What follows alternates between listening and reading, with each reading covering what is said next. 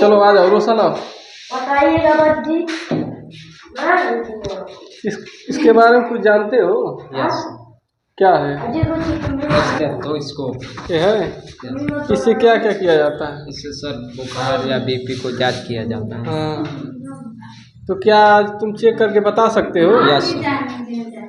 चलो आ जाओ भाई, राह जाओ, आओ तुम पर रिसर्च किया जाए, इसको चेक करके बताओ। नॉर्मल ध्वनि और जान, इस ये वाला कर लो बाहर, आज इसको ट्राई करो, ऐसे करो, देखो क्या बाहर की तरफ कौन इसे लगा Yes. क्या बताता है?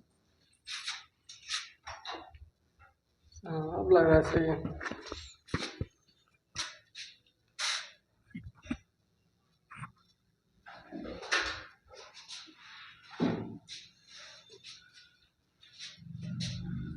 सर नॉर्मल ध्वनि है इसमें।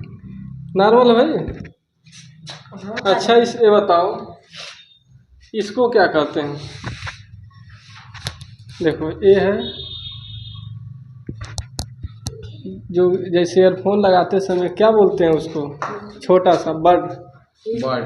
बड बोलते हैं ना? Yes. Earbud, yes. इसको बड बोलते हैं। ये क्या है? ये धातु की बनी हुई क्या है? इसमें तीन चीज़ जानना बहुत ज़रूरी है। पहला देखो, ये तुम्हारा हो गया बेल। बेल बहुत इमरजेंसी में चेक किया जाता है। जैसे जब ये ध्वनि न बताए तो अब इसमें एक सुराग होता है, देखो सुराग है, इसके द्वारा चेक करके देखो, सांप सी ध्वनि उत्पन्न होती है।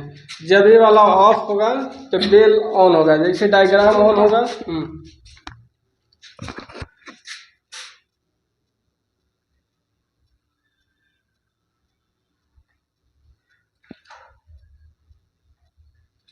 तभी नॉर्मल है। नॉर्मल हल्की सी ध्वनि सुनाई दे रही है।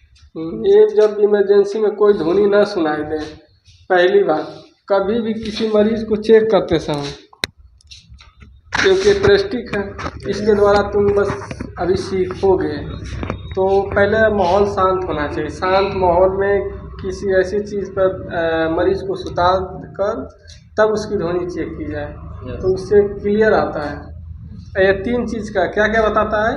पहले हार्ट, उसके बाद लंग्स, उसके बाद स्टोमच या क्या।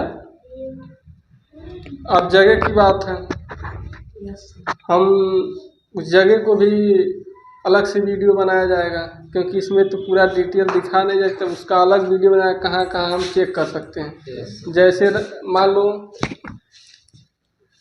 ये चीज़ है, इसे तो पहले ना इंसान मतलब जो मरीज आएगा ये स्थिति को जांच कर सकता है, ना कि स्थिति को जांच करेगा कि मतलब उसका कंडीशन कैसा है। तो इससे तुम जांच करोगे, आगे चल के तुम्हें मिलेगा, इससे प्रेस्टिक करने के लिए मिलेगा। तो ये आवाज़ को पूरा क्लियरिटी अनुमान लगाना होता है। जैसे नॉर्मल आवाज़ कौन सी है?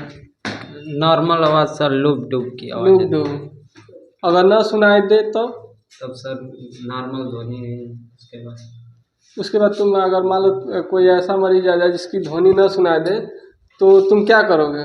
तुम्हारा रिएक्शन क्या होगा? मान लो अगर अनुमान लग गया कि उससे हार्ट का प्रॉब्लम है, मान लो जब हार्ट का प्रॉब्लम होता है तो इसमें ध्वनि तो सुनाई नहीं देगी, क्योंकि जब लंग्स या स्टोमच या हार्ट में कोई प्रॉब्लम है तो तुम्हें तत्काल पहले चेक करो।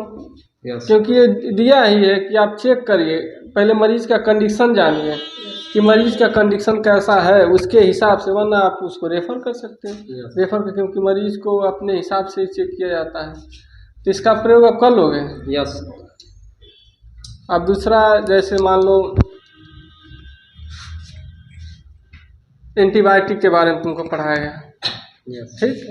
एंटीबायोटिक में बहुत सारी दवाइयाँ होती हैं और अलग अलग भी होती हैं।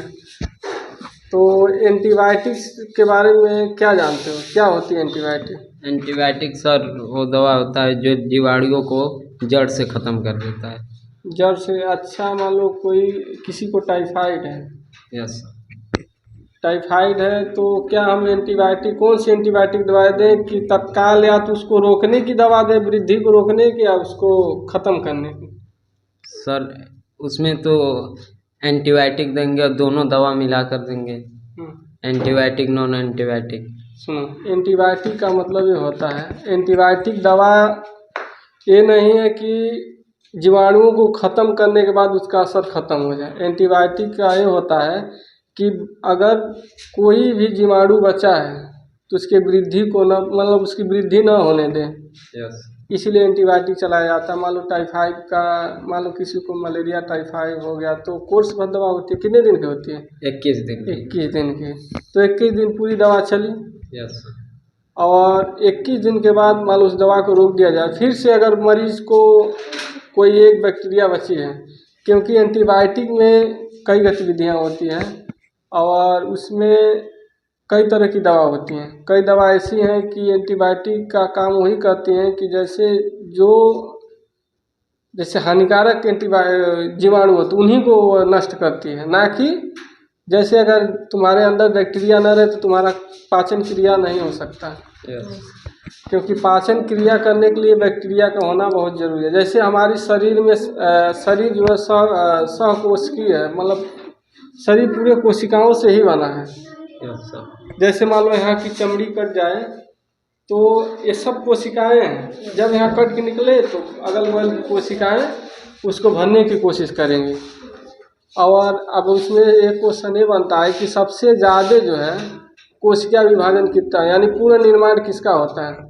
जैसे हमारे लीवर, ठीक, लीवर में सबसे ज़्यादा कोशिका विभाजन होता है। और किसमें नहीं होता है वो आज जान लो, ब्रेन में कोशिका विभाजन नहीं होता है। उसमें का नाम है, लीवर में होता है। लीवर में चोट लग जाए, तुम दवा कराओ या ना कराओ, ऑटोमेटिक वो अपने आप कोशिका विभाजन, जैसे छिपकली के पूंछ में सबसे ज़्यादा कोशिका विभाजन होता है। जब वो खतरा देखती है तो वो पूंछ को काट देती है। समय आने पर जब उसको लगेगा